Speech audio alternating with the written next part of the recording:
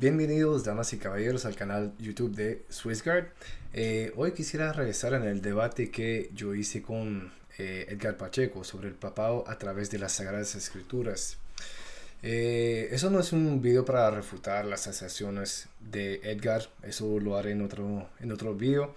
Para hoy yo quisiera meter el enfoque en mi presentación, porque hay mucha gente de buena fe que me han escrito para decirme que le gustó mucho mi presentación, que no estaba convencido de 100%, pero que quizás si explicaba mejor, con más profundidad en otro video, iban a entender mejor.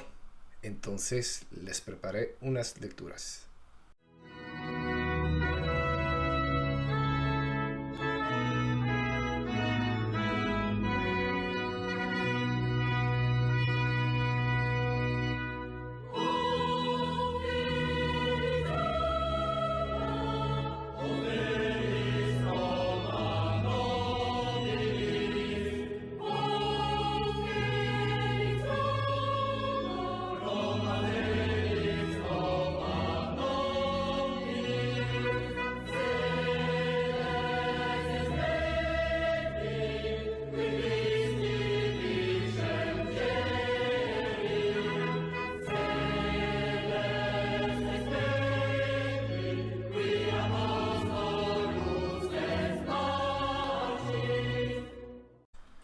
Entonces, antes de comenzar, quisiera explicarle que tienen que leer el antiguo para entender el nuevo. Nunca podrán entender bien lo que está sucediendo en el Nuevo Testamento si no han entendido el antiguo. Eh, San Agustín decía, el Nuevo Testamento está escondido en el Antiguo Testamento y el Antiguo se revela a la luz del Nuevo Testamento. Entonces los dos están interconectados.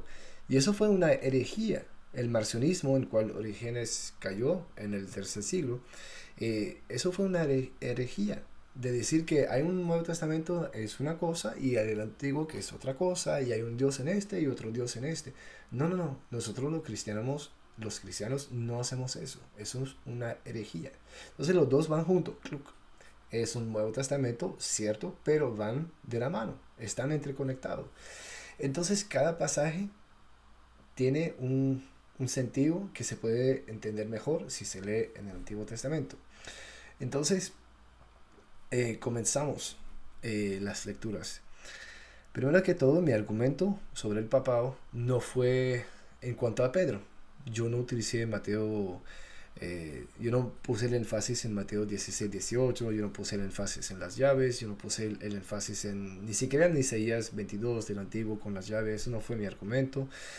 Mi argumento principal fue uno de eclesiología, de estructura eclesiástica, es decir, cómo es la jerarquía en el Antiguo Testamento, cómo es que funciona.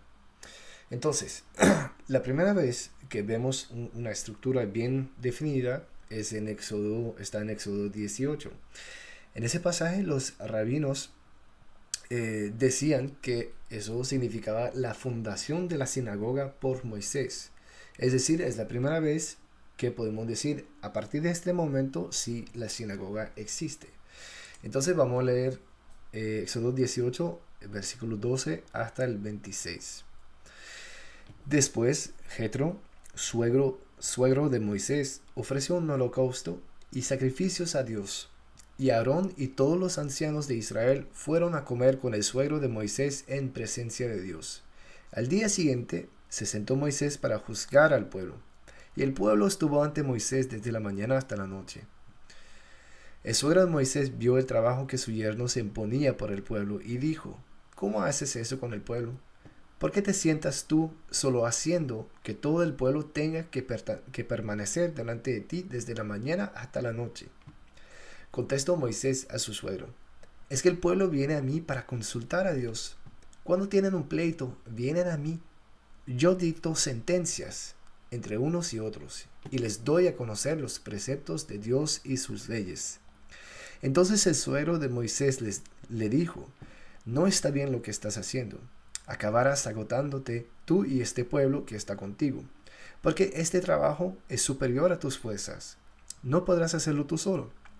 Así que, escúchame, te voy a dar un consejo, y Dios estará contigo. Sé tú el representante del pueblo delante de Dios y lleva ante Dios sus asuntos. Enséñales los preceptos y las leyes. Dales a conocer el camino que deben seguir y las obras que han de practicar. Pero elige de entre el pueblo hombres capaces, temerosos de Dios, hombres fieles e incorruptibles, y ponlos al frente del pueblo como jefes de 1000, jefes de cientos, jefes de 50 y jefes de 10. Ellos juzgarán al pueblo en todo momento.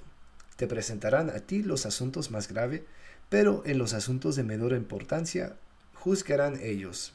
Así se aliviará tu carga, pues ellos te ayudarán a llevarla. Si haces esto, Dios te comunicará sus órdenes. Tú podrás resistir y todo este pueblo por su parte podrá volver en paz a su lugar. Escuchó Moisés la voz de su suegro e hizo todo lo que le había dicho.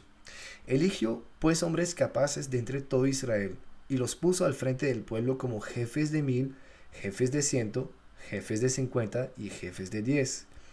Estos juzgaban al pueblo en todo momento. Los asuntos graves se los presentaban a Moisés, más en todos los asuntos menores juzgaban por sí mismos. Es decir, hay una estructura de una corte de apelación, donde si hay un litigio entre hermanos, uno puede ir a ver al jefe de 10 que está en su familia, en su tribu, en su ya. Y dice, oiga, juez, señor juez, yo tengo un litigio con mi hermano, y ta, ta, ta, ta, ta, ta.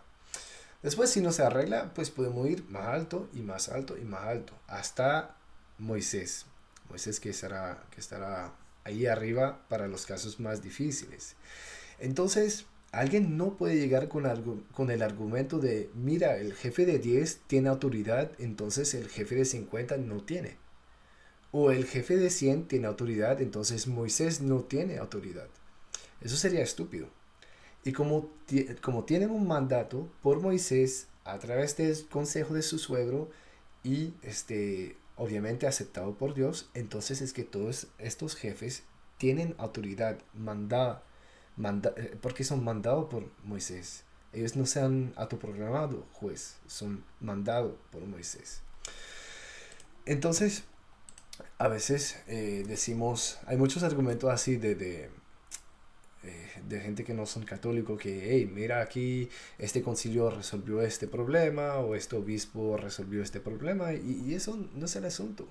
El papado no es que hay un solo hombre que juzga a todo el pueblo y no hay más autoridad y no hay nadie que puede decir nada y no hay otra jurisdicción. No es el caso, no es el argumento. Eso sería un hombre de paja. Eso nosotros no hacemos eso. O sea, sería poco sincero en nuestra parte. Pero hay otros que lo hacen. Entonces, seguimos. En Números 27 vamos a ver que Dios quiere un solo hombre para manejar toda la comunidad, para guiarla, para dirigirla. Números 27, 16 hasta el 23. Que Yahvé, Dios de toda carne, ponga un hombre al frente de esta comunidad, uno que salga y entre delante de ellos y que los haga salir y entrar, para que no quede la comunidad de Yahvé como rebaño sin pastor. Respondió Yahvé a Moisés: toma a Josué, hijo de Nun, hombre en quien está el espíritu, ponle tu mano, y colócalo delante del sacerdote Eleazar y delante de toda la comunidad para darle órdenes en presencia de ellos, y comunicarle parte de tu dignidad, con el fin de que lo obedezca toda la comunidad de los israelitas. Que se presente al sacerdote Eleazar y que consulte acerca de él, según el rito del Urim, delante de Yahvé. A sus órdenes saldrán y a sus órdenes entrarán él y todos los israelitas, toda la comunidad. Moisés hizo como le había mandado Yahvé.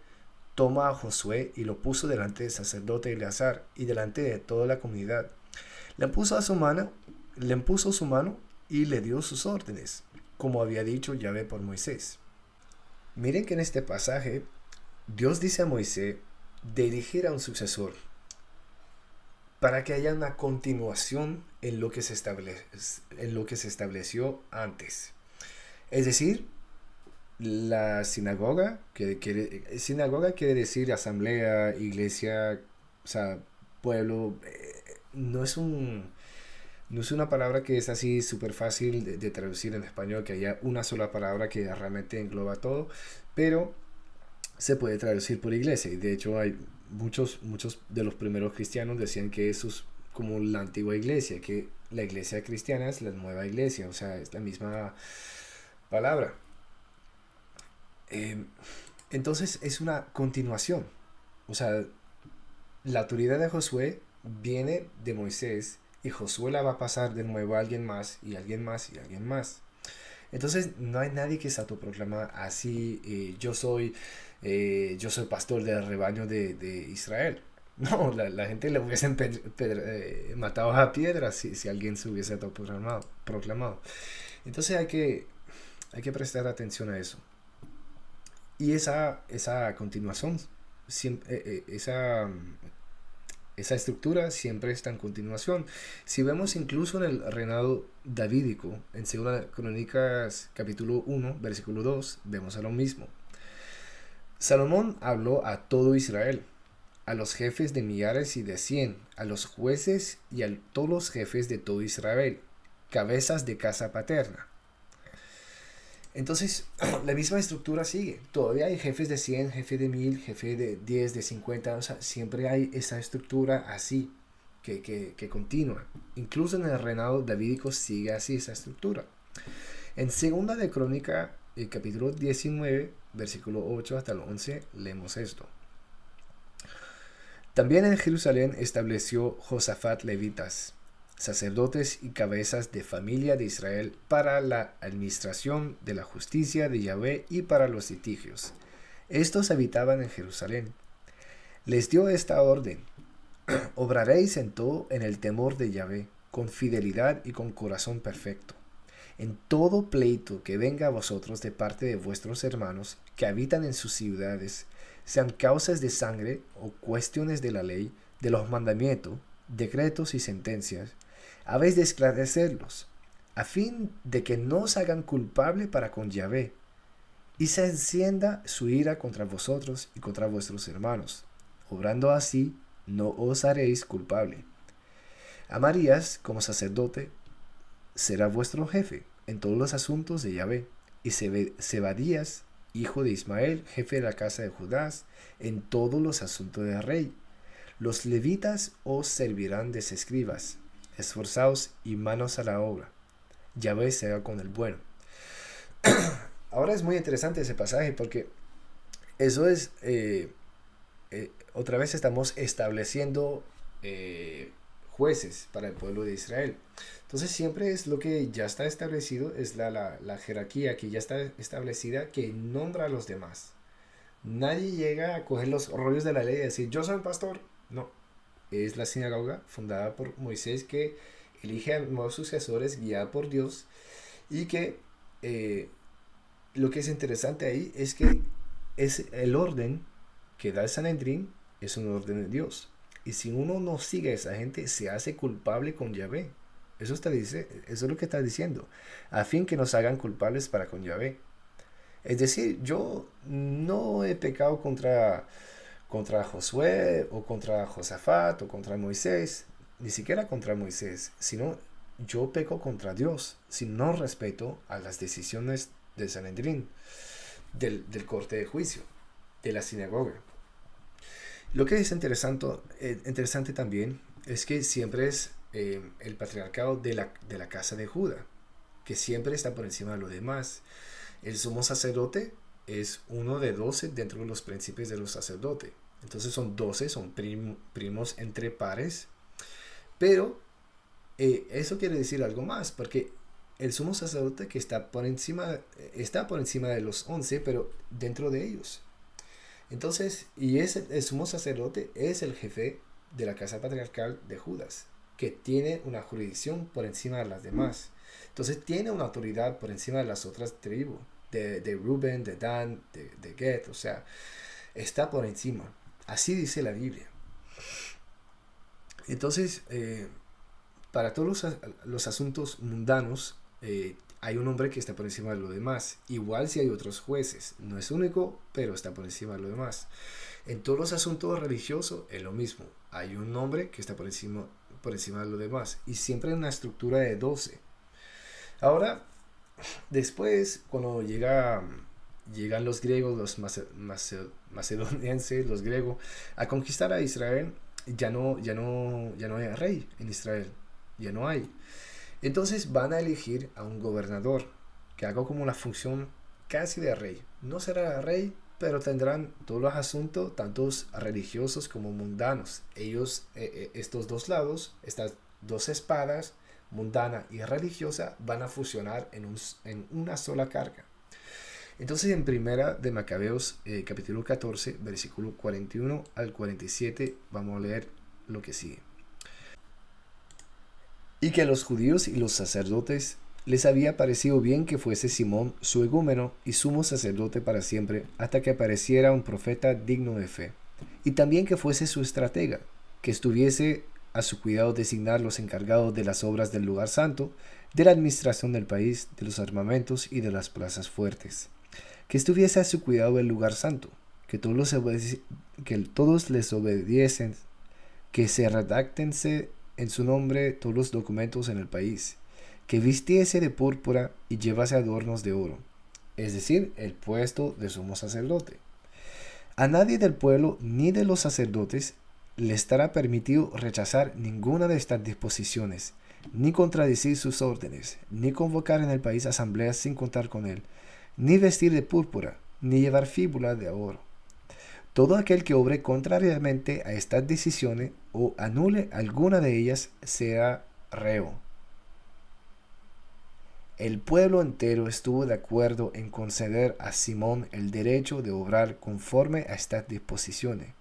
Y Simón aceptó y le pareció bien ejercer el sumo sacerdocio, ser estratega y etnarca de los judíos y sacerdotes, y estar al frente de todos.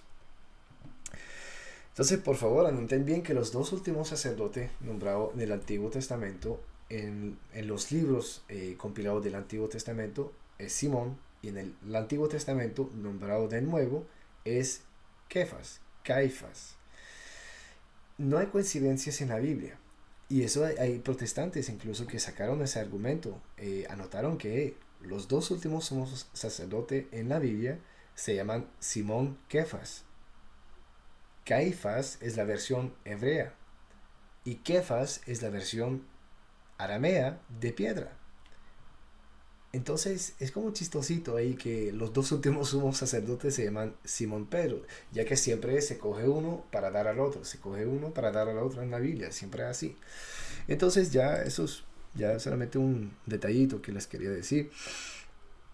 Ahora un poco de explicación sobre lo que el pueblo debe hacer frente a las sentencias de la sinagoga. Porque eso es muy interesante. Ahora hemos leído un poco sobre estructura. Obviamente no hemos ido tan profundo.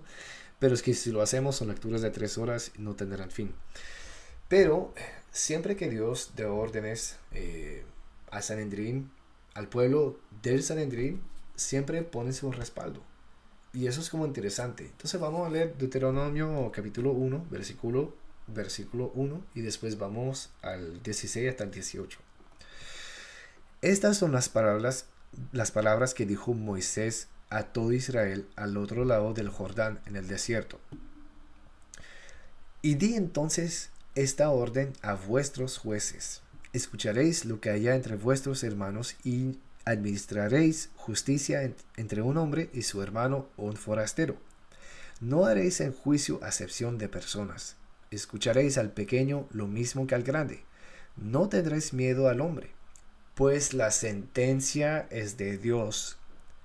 El asunto que os resulte demasiado difícil, me lo remitiréis a mí y yo lo oiré. Yo os prescribí entonces todo lo que tenías que hacer. Entonces, Dios no está diciendo, bueno, es Moisés que lo dice a través de Dios, pero Dios que lo dice a través de Moisés, disculpen. Es interesante que dice, ustedes no pueden rechazar lo que ellos dicen. Porque no es que son los hombres más sabios del mundo, no es que son los hombres más santos del mundo, no es que son demasiado inteligente en cuanto a la ley y todo. No, sino que son nombrados por Moisés a través de la sinagoga. Y el juicio viene de Dios. Es decir, hay un juicio humano en el Sanedrín que va a dar una sentencia. Y ese juicio es de Dios. Entonces no lo pueden desechar. No pueden decir, no me gusta ese juicio, no me gusta esa interpretación, así que me voy, chao, y fundo mi propia sinagoga al lado. No hubiese funcionado así. No funciona así en la Biblia y todavía con los judíos todavía no funciona así. Entonces, vamos ahora al Deuteronomio capítulo 17, versículo 6 hasta el 13. No se podrá ejecutar al reo de muerte más que por declaración de 2 o 3 testigos. Acuérdense de eso. 2 o 3 testigos. No se le hará morir por declaración de un solo testigo. La primera mano que se pondrá sobre él para darle muerte será la de los testigos y luego la mano de todo el pueblo. Así harás desaparecer el mal de en medio de ti. Si tienes que juzgar un caso demasiado difícil para ti, una causa de sangre, de colisión de derechos o de lesiones, un litigio cualquiera en tus ciudades, te levantará, subirá al lugar elegido por Yahvé tu Dios y acudirás a los sacerdotes, levitas y al juez que entonces esté en función. Ellos harán una investigación y te indicarán el fallo de la causa. Te ajustarás al fallo que te hayan indicado en este lugar elegido por Yahvé y cuidarás de actuar conforme a cuanto te hayan enseñado.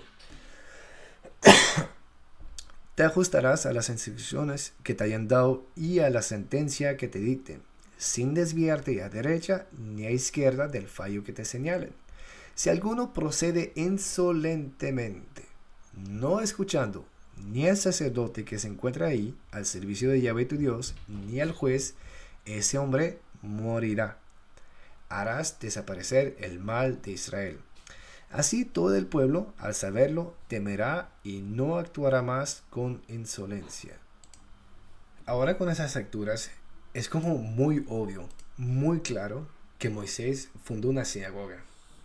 ¿Quién es la persona que puede coger la Biblia, leer el Antiguo Testamento y decir, ay, Moisés nunca fundó una sinagoga. La sinagoga somos todos nosotros. Cualquiera que tiene una Biblia puede hacer lo suyo. Mi interpretación es la que vale. Mis sentimientos cuentan. No, no, mi hijo. ¿Qué dice la Biblia? La sentencia de Sanedrín es de Dios.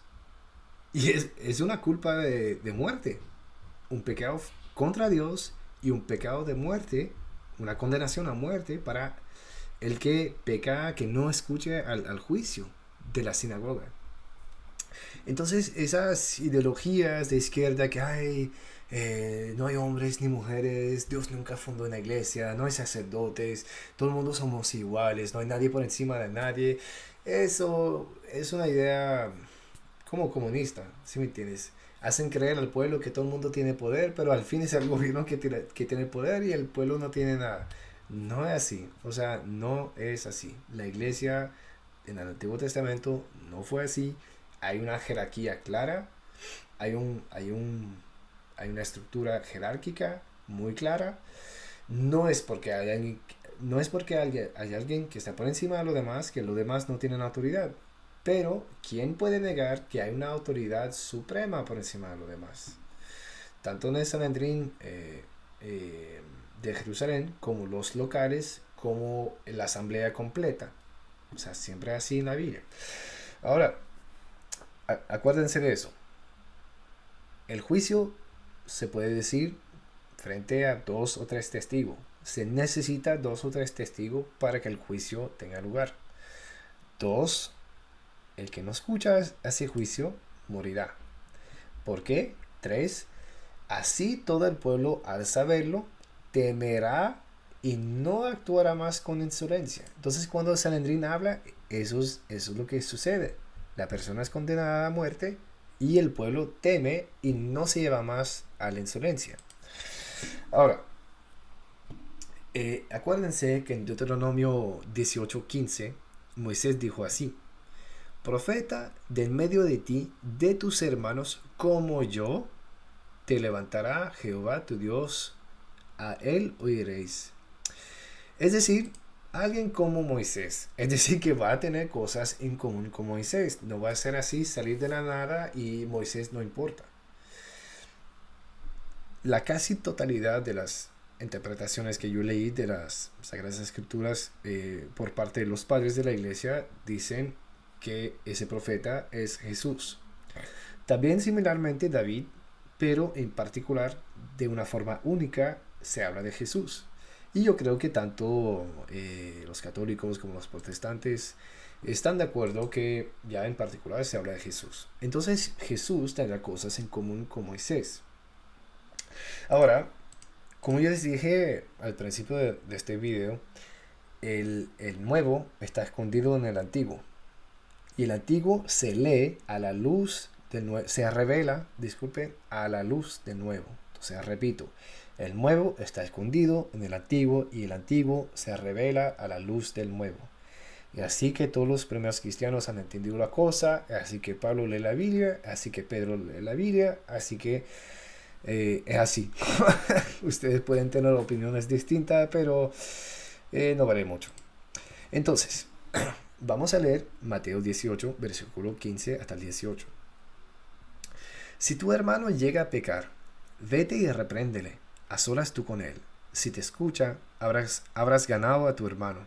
Si no te escucha, toma todavía contigo uno o dos, para que todo asunto quede zanjado por la palabra de 2 o 3 testigos. Si les desoye a ellos, díselo a la iglesia.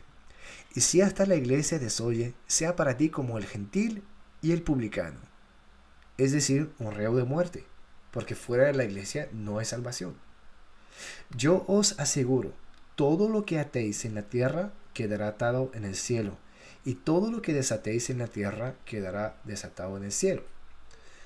Eso es una referencia clara, pero clarísima, a Deuteronomio 17. En el Sanedrín del Antiguo, ahora Cristo está diciendo, hay un nuevo Sanedrín, y serán ustedes. No fulanito de la esquina, sino ustedes los 12 que van a empezarlo, igual que Moisés nombró primero a los 12 jefes de casas patriarcales, por cual había al principio a Aarón por encima, por encima del colegio, de los jefes, de los príncipes de los sacerdotes. Aarón, el de la tribu de Judá, estaba por encima de Leví, disculpen, estaba por encima de los demás. Entonces, ahora vamos a ver un ejemplo claro de ese Sanedrín en efecto en el Nuevo. En Hechos 5, versículo 1 a 5, leemos esto. Un hombre llamado Ananías, de acuerdo con su mujer Zafira, vendió una propiedad y se quedó con una parte del precio, sabiéndolo también su mujer. La otra parte la trajo y la puso a los pies de los apóstoles. Pedro le dijo, Ananías, ¿cómo es que Satanás llenó tu corazón para mentir al Espíritu Santo y quedarte con parte del precio del campo? ¿Es que mientras lo tenías no era tuyo? Y una vez vendido no podías disponer del precio. ¿Por qué determinaste en tu corazón hacer esto? No has mentido a los hombres, sino a Dios. ¿Se acuerdan en el Antiguo Testamento? El juicio no es de los hombres, sino es de Dios. Al oír Ananías esta palabra, cayó y expiró, y un gran temor se apoderó de cuantos lo oyeron.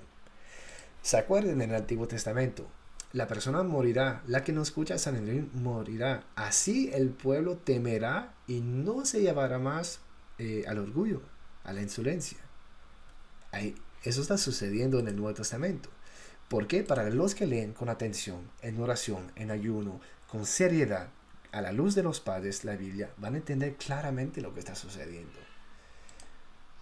Ahora, alguien podría decir, eso es tu interpretación. Eso es tu interpretación, Nicolás. Eso no pertenece realmente a lo que la Biblia dice. Y, bueno, primero que todo, no solamente para mí, sino para todos los primeros cristianos, era obvio que la iglesia es un nuevo Sanedrín. Leemos a Ignacio de Antioquía, un discípulo de Juan y Pedro, y es posiblemente el niño, no posiblemente, sino fuertemente probable que sea el niño que Jesús sentó en sus piernas en el Evangelio de Mateo.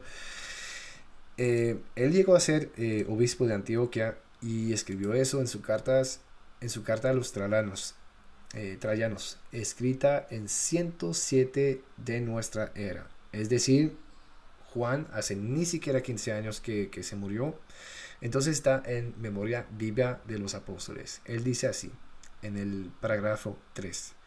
De la misma manera que todos respeten a los diáconos como a Jesucristo, tal cual como deben respetar al obispo como tipo que es del Padre y a los presbíteros como concilio de Dios y como colegio de los apóstoles.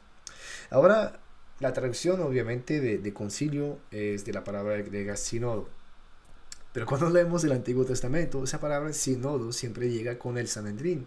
Y de hecho hay traducciones en inglés y en francés que ponen la palabra Sanedrín de uno. Y otros que ponen Senato de Dios o Concilio de Dios, porque se sabe que se habla del Sanedrín. Ignacio de Antioquía está hablando del Sanedrín en referencia a la iglesia cristiana. Entonces, en el Sanedrín había una estructura clara de 12 que se nombraba entre ellos y había uno que estaba por encima de 12 y dentro del mismo Sanedrín cada juez tenía su nivel de autoridad y el pueblo tenía que respetarlo.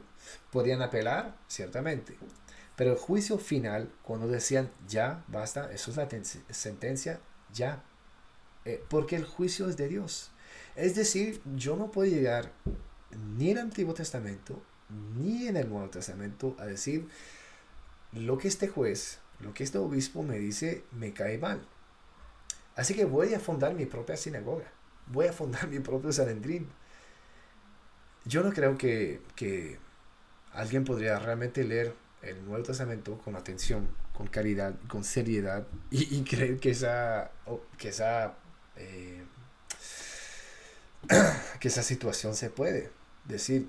A mí me parece que en el Nuevo Testamento, cuando no estaban descontentos con la decisión del nuevo Sanedrín, que es la iglesia fundada por Cristo, uno puede ir por sí mismo a ir a interpretar las Sagradas Escrituras de otra forma. ¿Por qué? Porque lo que aten en la tierra y desaten en la tierra ya está atado y desatado en el cielo. Es decir, el juicio de Dios. Entonces, ir en contra de esa iglesia es ir en contra de Dios. Lo dice la Biblia, no lo digo yo. Ahora, para agregar argumentos, para agregar peso al argumento, vamos a leer algunas profecías y comentarios judíos sobre este pasaje. Primero, la profecía mesiánica sostiene que Dios restaurará, no acabará, con los tribunales de Moisés cuando venga el Mesías. Tenemos un buen chiste para los judíos. El Mesías ya vino. Pero bueno, el rabino Aryeh Kaplan escribe: Él restablecerá el Sanedrín, el tribunal supremo religioso y la legislatura del pueblo judío. Esta es una condición necesaria para la construcción del tercer templo. Como está escrito, restauraré a tus jueces como al principio, y a tus consejeros como al principio. Después serás llamada la ciudad de la justicia, la ciudad fiel. Sión será redimida con justicia y los que vuelvan a ella con rectitud. Un Sanedrín así también sería capaz de reconocer formalmente al Mesías como rey de Israel. Tenemos otro chiste para los judíos. Su rey ya vino y lo entregaron a los romanos a que sea crucificado. Pero bueno, Kaplan también señala: además, según las últimas palabras jamás pronunciadas por un profeta, Elías regresará como profeta y anunciará la venida del Mesías. Tenemos un tercer chiste para los judíos. Juan el Bautista ya vino y les anunció y al fin quedó un poquito mal con los romanos por haber dicho la verdad. Pero bueno, ahora quisiera dar otros comentarios de protestante también y después, dos de judíos y un de protestante después. Entonces vamos así. Leander E. Keck, en The New Interpreter's Bible Commentary, escribe: el lenguaje de atar y desatar es terminología rabínica para la enseñanza autorizada, para tener la autoridad de interpretar la Torah y aplicarla a casos particulares, declarando lo que está permitido y lo que no. El rabino Samuel Tobias Lach señala en su libro Comentario rabínico sobre el Nuevo Testamento Atar y desatar significa prohibir y o permitir algún acto determinado por la aplicación de la alhaja. La alhaja o alhaja es la interpretación jurídica de la Torah para su aplicación a casos de la vida real, a diferencia de la Haggadah, que no es jurídica y tiene una orientación más teológica.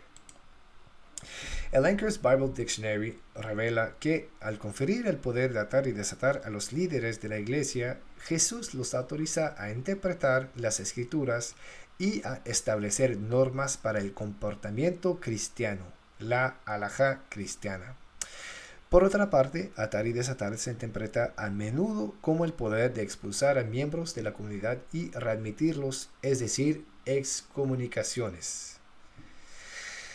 Ahora, si leemos el Nuevo Testamento con atención, se proclama anatemas, se proclaman excomunicaciones, y eso se ve no solamente en la Biblia, sino en la iglesia primitiva. Vemos que hay concilios, hay sínodos, hay sanedrín locales, regionales y ecuménicos después con el tiempo que vienen a ver la luz, y ellos tiran anatemas que están respaldados por el cielo. Y los que son legítimos tienen plena fuerza en su jurisdicción, que sea local, regional, patriarcal o ecuménica. Entonces, si la Biblia se vio así, como un nuevo Sanedrín, la iglesia de la Biblia en el Nuevo Testamento se vio así, si la iglesia primitiva se vio así, es que tiene que haber una continuación. Si alguien pretende ser de la iglesia de Dios, tiene que haber un Sanedrín en su iglesia, tiene que haber una posibilidad, tiene que haber una facultad para llamar a concilios, para tirar halakha, para tirar anatemas, para excomulgar. Ahora, los protestantes que dicen todos somos la iglesia, todos somos la iglesia, todos somos parte del pueblo de Dios, tanto los luteranos como los calvinistas, tanto los evangélicos como los testigos de Jehová, todos somos la iglesia. Hay unos que van a decir, los que creen en la Trinidad, sí, los que no, y ponen como interpretaciones personales a lo que es la iglesia, pero bueno, eso no importa. Esa gente no tiene capacidad de tirar anatemas o excomulgaciones serias, porque digamos que yo soy parte de una iglesia evangélica. Lo peor que puede suceder, lo que casi nunca sucede, es que un pastor venga a verme y me diga, mira, tu interpretación de la Biblia no cuadra con la nuestra, así que estás excomulgado de nuestra comunidad y tienes que irte. Pues lo único que voy a hacer es ir a la iglesia que está al frente, la otra iglesia evangélica que está ahí al frente de la esquina de la calle, y al decir, oiga, pastor, ¿puedo juntarme a esa congregación? Y me va a decir, claro, venga. Y es la misma denominación, entre comillas. Entonces no quede excomulgado, porque primero que todo puedo ir a la otra, y segundo, si somos todos la iglesia, pues no hay excomunicación posible. Entonces, esa eclesiología de todos somos la iglesia, todos somos lindo, arcoíris, pajaritos cantando, todo es bonito, no es así, man. Ni en la Biblia, ni en la iglesia primitiva. Ahora, vamos a leer un último pasaje de un padre de la iglesia que dijo algo bien interesante en el año 180. Se llama Ireneo de León. Ireneo de León fue un discípulo de Policarpo, que fue un discípulo de Juan. Y de hecho, Eusebio de Cesarea, que escribió una historia eclesiástica en el siglo IV antes de Constantino, dijo que Ireneo de León se acuerda como Policarpo le gustaba decir que de niño iba a la ciudad y se sentaba en una banca donde Juan estaba acostado en la pared y contaba las cosas del Evangelio. Y contaba las cosas de nuestro Señor y las cosas que, los catequizaba. Entonces, Ireneo de León es un discípulo de un apóstol. Entonces, no es cualquiera. No es cualquier que venga 18 siglos después a decirle a un rato. No, es alguien serio. Él dice así en su obra maestra que se llama Contra los herejes, en el libro 4, capítulo 26, él dice así. Por este motivo es preciso obedecer a los presbíteros de la iglesia, ellos tienen la sucesión de los apóstoles, como ya hemos demostrado, y han recibido, según el beneplácito del Padre, el carisma de la verdad junto con la sucesión episcopal. En cambio a los otros, que se apartan de la sucesión original y se reúnen en cualquier parte, habrá que tenerlos por sospechosos, como herejes que tienen ideas perversas, o como cismáticos llenos de orgullo y autocomplacencia, o como hipócritas que no buscan en su actuar sino el interés y la vanagloria. Todo esto se apartan de la verdad. Los herejes ofrecen ante el altar de Dios un fuego profano, o sea, doctrinas ajenas. Los consumirá el fuego del cielo como a Nadab y Abiú. Entonces vemos en ese pasaje que la eclesiología de San Ireneo es la misma que el Antiguo Testamento, porque es la misma continuación. O sea, sí, Cristo tomó el reino de los judíos para darlo a otra nación, eso yo explicaré en otro video, pero hay una continuación, no es una nueva eclesiología. Cristo dijo, no hay ni una iota de la ley que se irá. Entonces, y siempre habla de Sanedrín en Mateo 5, en ciertos pasajes. En Mateo 23 también dice, los escribas y fariseos se sientan en la silla de Moisés, entonces todo lo que ellos les digan, obsérvanlo. Igual si su comportamiento está en contra de Dios, ellos siguen con la autoridad. Entonces es una continuación. Y es bien interesante porque Ireneo de León corrobora lo que digo. Si ellos se separan de la iglesia, es su problema. Van en contra de Dios, no en contra de los hombres. Entonces tienen que preguntarse la gente, ¿será que realmente estoy en esa iglesia que Cristo fundó, que se ve como un nuevo Sanedrín, con una habilidad, una capacidad en llamar concilios, que tienen una sucesión apostólica como en el Antiguo Testamento, y todavía los rabis judíos siempre se ven así? Cuando uno pregunta al rabí de dónde viene, te va a decir su tribu, su patriarcado, su linaje. O sea, no es cualquier que se nombra así, sale de la nada, agarra los libros de la Torah y yo tengo una mejor interpretación y se va para su lado. No, van a decir quién eres tú, quién te puso la mano. Entonces, presten atención también a esas sucesiones que son bien importantes. Ahora, el otro punto que yo quería llevar es que Cristo llama a 12. Cristo llama a 12 apóstoles. Y todo el mundo, o casi, sabe que 12 significa iglesia. La palabra, o sea, no la palabra, sino la cifra 12, cuando viene en la Sagrada Escritura, significa una congregación nombrada por Dios. Entonces, no es una coincidencia. No hay coincidencia con Dios. Hay providencia, sí. Coincidencia, no.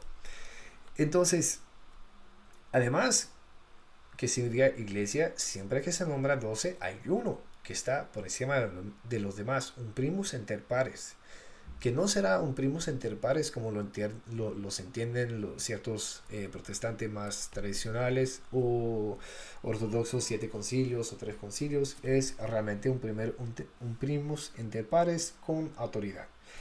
Vamos a Génesis 37, versículo 5 hasta el 9, y vamos a ver el pasaje de José. Y soñó José un sueño, y lo contó a sus hermanos, y ellos llegaron a aborrecerle más todavía. Y él les dijo, oíd ahora este sueño que he soñado. He aquí que atábamos manojos en medio del campo, y he aquí que mi manojo se levantaba y estaba derecho, y que vuestros manojos estaban alrededor y se inclinaban al mío. Le respondieron sus hermanos, ¿reinarás tú sobre nosotros? ¿O señorearás más sobre nosotros? Entonces están preguntando, ¿serás por encima de nosotros? Y le aborrecieron aún más a causa de su sueño y sus palabras. Soñó aún otro sueño, y lo contó a sus hermanos diciendo, he aquí que he soñado otro sueño. Y he aquí que el sol y la luna y 11 estrellas se inclinaban a mí. Es decir, que pues sí, estará por encima de los 11 otros. Él tuvo un sueño divino. José tenía ese carisma de Dios. O sea, era un carismático del Espíritu Santo, realmente. en la verdadera palabra en el verdadero sentido de la palabra, no en el sentido de los de la izquierda que se inventan vainas ahí en la iglesia. Realmente un don carismático del Espíritu Santo para interpretar los sueños y recibir de Dios mensaje a través de los sueños. Entonces eso es una. En Apocalipsis 12 vemos a una mujer vestida de sol y con la corona de 12 estrellas, y siempre los protestantes dicen, eso es la iglesia, eso es Israel, eso... Y tienen razón cuando lo dicen. Donde no tienen razón es excluyendo a los otros tipos que colaboran con eso. Pero sí es cierto que es la iglesia, es que tienen que reconocer que aquí hay un sueño que dice que en la iglesia hay un hombre que reinará sobre los demás. Entonces hay que ser coherente y decir, eso sí. Ahora vamos a Éxodo 28.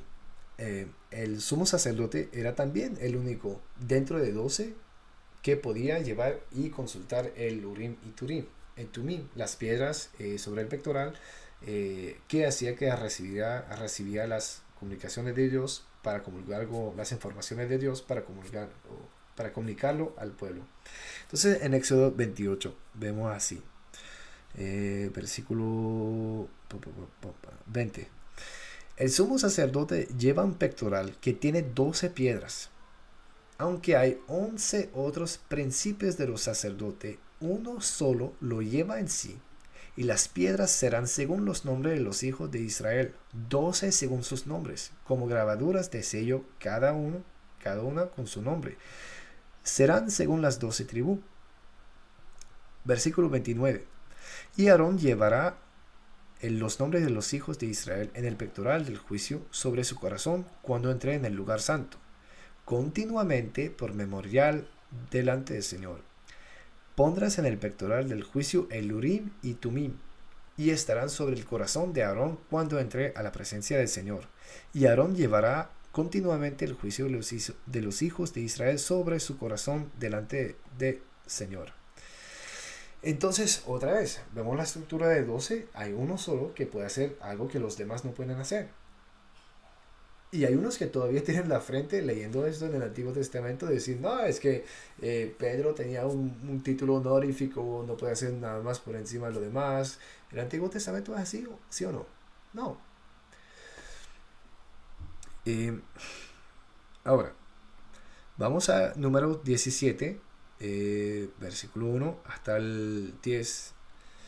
No porque agrega algo más, porque eso nada más va a corroborar lo que hemos visto ya, pero hay un pasaje que es bien interesante que tenemos que leer. Luego habló Jehová a Moisés diciendo, habla a los hijos de Israel, y toma de ellos una vara por cada casa de los padres, de todos los príncipes de ellos, 12 varas conforme a la casa de sus padres, y escribirás el nombre de cada uno sobre su vara, y escribirás el nombre de Aarón sobre la vara de Leví, porque cada jefe de familia de sus padres tendrá una vara. Las pondrás en el tabernáculo de reunión delante del testimonio, donde yo me manifestaré a vosotros, y florecerá la vara del varón que yo escoja, y haré cesar de delante de mí las quejas de los hijos de Israel con que murmuran contra vosotros. Y Moisés habló a los hijos de Israel, y todos los príncipes de ellos le dieron varas, cada príncipe por las casas de su padre una vara, en total 12 varas. Y la vara de Aarón estaba entre las varas de ellos. Y Moisés puso las varas delante de Jehová en el tabernáculo del testimonio. Y aconteció que el día siguiente vino Moisés al tabernáculo del testimonio, y he aquí que la vara de Aarón de la casa de Leví había reverdecido, y echado flores, y arrojado renuevos, y producido almendras. Entonces sacó Moisés todas las varas delante de Jehová y a todos los hijos de Israel, y ellos lo vieron, y tomaron cada uno su vara. Y Jehová dijo a Moisés, vuelve la vara de Aarón delante del testimonio, para que se guarde por señal a los hijos rebeldes, y harás cesar sus quejas de delante de mí, para que no mueran. Es decir, va a haber un centro de unidad, va a haber uno por encima de los 11 otros, por encima de los 12 del colegio apostólico, si se puede decir así, por encima del colegio de los jefes de los príncipes de los sacerdotes o los jefes de casa patriarcal, es lo mismo. Entonces siempre hay uno que está por encima de los demás. Y es claro, es claro. Ahora en Mateo 10, versículo 28, vemos algo así. Os aseguro, respondió Jesús, que en la renovación de todas las cosas, cuando el Hijo del Hombre se siente en su trono glorioso, vosotros que me habéis seguido, os sentaréis también en 12 tronos para gobernar a las 12 tribus de Israel. Es decir, si hay un trono, una silla del juicio, y dice las tribus de Israel, y harán 12 tronos, es decir, están en continua. Y ahora son ustedes, y ya no son los fariseos o los escribas, ahora son ustedes. Entonces, ¿quién puede inventar una nueva eclesiología donde no hay un colegio apostólico, un Sanedrín, que es capaz de justamente de hacer concilios, que es justamente capaz de ver quién está por encima de lo demás? ¿Dónde está el jefe en esta iglesia? Si vamos a las iglesias evangélicas, no tienen un gobernador, no tienen alguien que está por encima del colegio apostólico, no tienen. Entonces, la eclesiología protestante no se encuentra en la Biblia. Es una innovación que no tiene nada que ver ni con la Biblia, ni con los padres de la iglesia, ni con, o sea, la iglesia, tanto en la Biblia como primitiva, como la de hoy, tiene un colegio apostólico y podemos ver a los jueces y podemos recibir anatemas, excomunicaciones si nos portamos mal, si no escuchamos a Sanedrín, y seremos culpables de muerte espiritual y pecaremos contra Dios. Entonces, ¿para qué? ¿Para qué hacerse los ciegos? ¿Para qué inventar vainas que no tienen que ver con la Biblia? Que, ay, Dios nunca fundó la iglesia. ¿Ya leíste la Biblia, hermano? O sea, con atención, con corazón abierto. ¿Ya leíste los padres que han dicho, los primeros cristianos? ¿Y por qué yo debería confiar en un pastor que viene en el año 2016 a hacer un video de YouTube donde dice que ay, la iglesia está en nuestro corazón, todos nos sabemos, todos somos amigos, hermanos, arcoíris, todo chévere? ¿Por qué confiar en ese y no confiar en los discípulos de los discípulos? En confiar en los que han luchado para guardar el depósito de la fe entregado una vez para siempre a los santos, como dice la epístola, la carta Judas. ¿Por qué no confiar en ellos? Entonces, si todavía no está claro, quisiera leerle unos pasajes de estos padres. Entonces, primero, el gran San Agustín, que está llamado el más grande de los padres según el séptimo concilio ecuménico. Entonces leemos su réplica a la carta de Petiliano, libro 2, parágrafo 118. Vamos a leer esto. Has dicho poco a que nosotros conocíamos la ley y hablábamos según ella, pero que en nuestros actos nos avergonzábamos. Ciertamente dices esto sin probar nada, pero aunque lo probases de algunos, no te atreverías a achacar esto a los otros. Ciertamente dices esto sin probar nada, pero aunque lo probases de alguno, no te atreverías a achacar esto a los otros. Sin embargo, a través del mundo entero, todos fueran como tú, tan vanamente acusas. ¿Qué te ha hecho la cátedra de la iglesia romana, en la cual se sentó Pedro, y en la cual hoy se sienta Anastasio, o la cátedra de la iglesia de Jerusalén, en la cual se sentó Santiago, y en la cual hoy se sienta Juan, con las cuales nos mantenemos unidos en la unidad católica, y de las cuales os habéis separado por perverso furor? ¿Por qué llamas cátedra de corrupción a la cátedra apostólica? Si la llamas así a causa de los hombres que piensan proclamar la ley y no la cumplen, ¿acaso el Señor Jesucristo, al decir por los fariseos, ellos dicen no hacen, injuria alguna a la cátedra en que se sentaban? ¿No es verdad que recomendó aquella cátedra de Moisés y les refutó a aquellos conservando el honor de la cátedra? Dice así: en la cátedra de Moisés se han sentado, haced pues y observad los que os digan, pero no imitéis sus conductas, porque ellos dicen y no hacen. Es decir, Agustín todavía ve una corroboración muy fuerte entre la eclesiología del Antiguo y del Nuevo. De hecho, todavía habla de cátedra. La de Moisés, ahora es la de Pedro, la de Santiago, y etcétera, etcétera. y que todos participan en una sola cátedra. Ahora, en Contra Fausto, el libro 22, dice así el mismo San Agustín: se sirve de la espada aquel que, sin que se lo mande o conceda alguna autoridad superior y legítima, se arma para derramar la sangre de alguien. El Señor había mandado ciertamente a sus discípulos que llevasen la espada, pero no les había ordenado que hiriesen con ella. Disculpe. Pedro fue constituido pastor de la iglesia después de ese pecado, igual que Moisés fue puesto para regir aquella asamblea después de matar al egipcio. ¿Qué hay de incoherente? Ahora nuestro San Agustín nos dice, tanto como Moisés fue edificado como pastor de toda la iglesia en el Antiguo, tanto es así para Pedro, que fue constituido por nuestro Señor como pastor de la iglesia. Eso es lo que dicen los primeros cristianos. Y no es el único. Miren a Macario de Egipto, el gran Macario. Macarios que significa bendito. Él dice así, en su homilía 26, en el número 23, en el parágrafo número 23. Moisés fue sucedido por Pedro, que había confiado a sus manos la nueva iglesia de Cristo y el verdadero sacerdocio. Moisés fue sucedido por Pedro. Es decir, no es una coincidencia que Cristo utilice el mismo vocabulario que Moisés, porque es un nuevo Moisés. Entonces, obviamente, va a establecer un juez por encima de lo demás. Ahí está. Ahora, vamos a vamos a ir a Efrén el Sirio, mi padre preferido. Realmente nunca me cansaré de leer sus escritos. Realmente cuando empecé a leerlo, yo me di cuenta que yo leí la Biblia sin entender nada. Y cuando empecé a leerlo, se me abrieron los ojos. Y realmente dice, las Sagradas Escrituras me llevó el Espíritu frente al paraíso.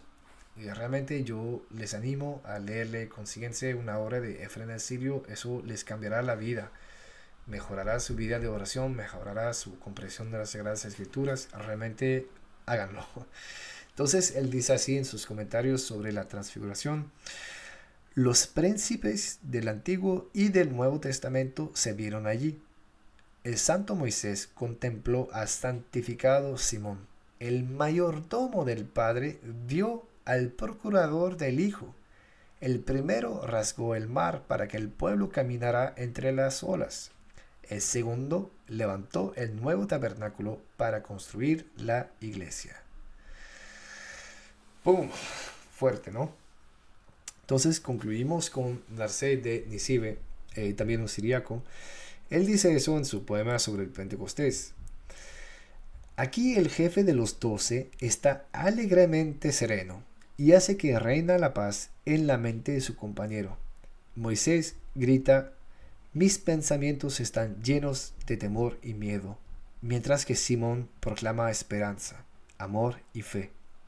Moisés rasgó el vestido que el novio había enviado a la novia, mientras que Simón cubrió a la iglesia de los gentiles con un manto de gloria. Simón hizo que se oyera un sonido nuevo en la tierra de los romanos, y les enseñó el capítulo del gobierno de un creador. La madre de las ciudades cayó en la suerte de la cabeza de los discípulos, y fijo en ella, como en una cabeza, los ojos de la fe. Qué maravilloso. Realmente, ustedes tienen que leer los padres de la iglesia. Ellos nos explican la palabra de Dios. Ellos no la hacen descubrir más. Hacen que nosotros estemos más inundados ahí del Espíritu Santo cuando leemos estos pasajes tan maravillosos.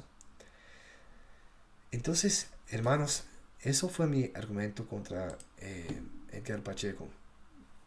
Cristo fundó un nuevo Sanedrín y esa eclesiología es autoritativa. Hay varios que tienen autoridad, como en el Antiguo Testamento, no solamente el sumo sacerdote o el gobernador o Moisés o Josué tienen autoridad, sino todo el colegio apostólico. Entonces comparten el poder, comparten la autoridad que viene de Dios. Pero hay uno que es un centro de unidad que está por encima de los demás y los casos difíciles llegan a él. Y Él puede tirar anatema por sí mismo. Y así es que nos dice el Nuevo Testamento. La iglesia siempre puede tirar anatemas y excomunicaciones y hacer concilios, hacer Sanedrín, como en Hechos 15, en un Sanedrín, el primer concilio de la iglesia católica. Entonces, mis hermanos, mis hermanas en la fe, yo les ruego, les suplico, busquen esa iglesia, porque esa iglesia, cuando emite un decreto universal, el juicio es de Dios. Claramente que son hombres que la proclaman.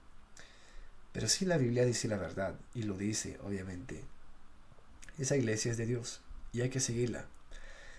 Y oponerse a esa iglesia es una locura. Uno no se puede imaginar el daño al alma que hace. Y cuando el alma está realmente dañado, está llena de orgullo. Y piensa, ay, y yo escuché gente decir, yo tengo una vida espiritual, una relación con Dios realmente espectacular, mejor que la demás, ya se jacta, mejor que lo demás, y al fin cuando uno mira su vida, no produce fruto. Tiene miedo de ayunar, no se da realmente a los pobres. El jefe viene a hablar y contesta mal, se enoja con el esposo, la autoridad del esposo, no produce fruto. Entonces, ¿dónde está la santidad de esa gente? Porque si se cortan de la paz de la iglesia, se cortan de la paz de Cristo. Y obviamente tendrá frutos ahí dejados al suelo por la iglesia. Pero no va a ser la plenitud de la fe. Porque Pedro no está en su iglesia. No hay gobernador en su iglesia. Los que mandan en el protestantismo son los sentimientos de la gente. Entonces, busquen esa iglesia y buscan a Dios y oren con más fervor y pregúntense, Dios, ¿será que me estás llamando a estudiar mejor la Biblia y acercarme de esa iglesia? Y ahí ustedes deciden dónde quieren ir.